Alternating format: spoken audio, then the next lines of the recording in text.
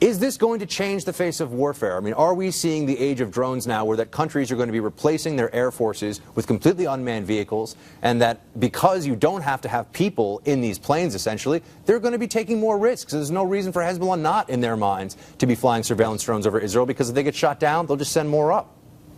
Yes, you've hit on something very important.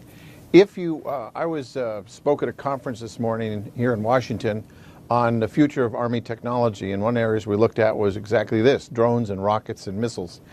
And it is true, one of the things is you don't have to risk pilots, but the other thing about a drone or a Global Hawk, or what we have, was very sophisticated. They have wingspans of like 240 feet, they weigh about 10,000 pounds, is you can take pictures, but then on the other hand you can find what you're looking for if you already have a picture of it. And then once you find it, you can direct fire at it. That's a very sophisticated capability, but if Iran develops it, and my guess is they're probably going to have help from China and Russia, as they have had help on their ballistic missile program, then you have a change in the nature of their ability to threaten their neighbors, because it's not just rocket launches that come at you, but they can send drones up which go for very specific targets. So Peter, and it's a lot more accurate. Let me ask you this. An Iranian official said that Iran has been flying these drones over Israel since apparently the summer of 2006, if you're to believe that. But then the video we saw showed the Israelis shooting down this drone very handily. What do you think is credible? And if it's not credible that Iran has been flying these drones over Israel, does that mean that these drones are actually rather vulnerable? They're very vulnerable. They're very primitive. The Israelis have a very good sense of what's in their airspace, and these drones that the Iranians are using are relatively slow. But what it shows is that it's two things.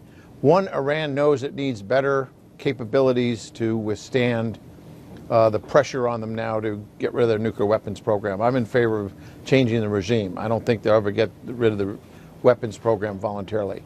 On the other hand, they know they need better technology. They're not there yet, so they like to, pound their chest.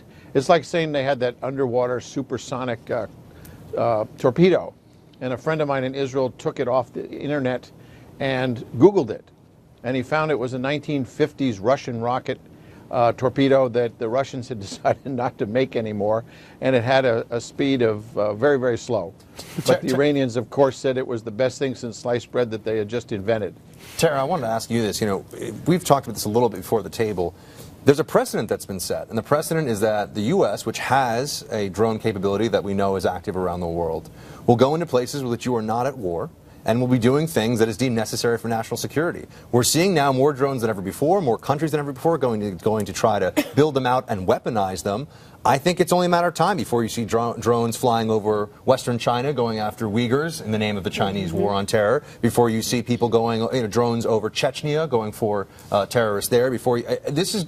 We've created a world, or rather I should say we've led the way in a world where the war is going to change very quickly, isn't it? Or drones over New York City, Chicago, LA. I mean, we've already had some questions about domestic surveillance and the use of unmanned vehicles, unmanned aerial vehicles to do that, not with weapons, but as far as surveillance. So there is a certain amount of success with this technology, but there's also, in my opinion, we need to be careful that this doesn't become the new normal as far as getting too out of hand and running into, what are we going to do when we run into sovereign airspace issues? Do they fall into the wrong hands?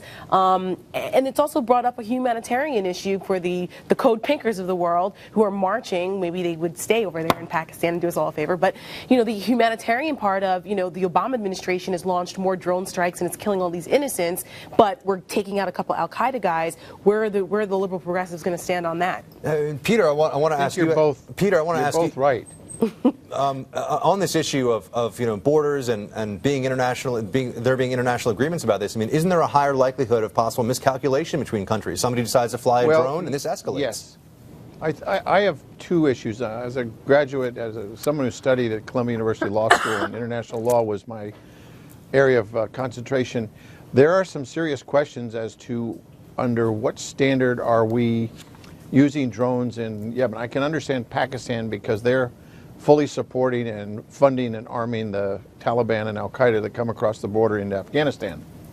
On the other hand, there is some legal issues as to, what precedent are you setting? And then there's also this of the drone strikes or the predator strikes in Yemen and Pakistan, they do have civilian deaths as a result of this. And that doesn't sit very well with the people, to put it mildly.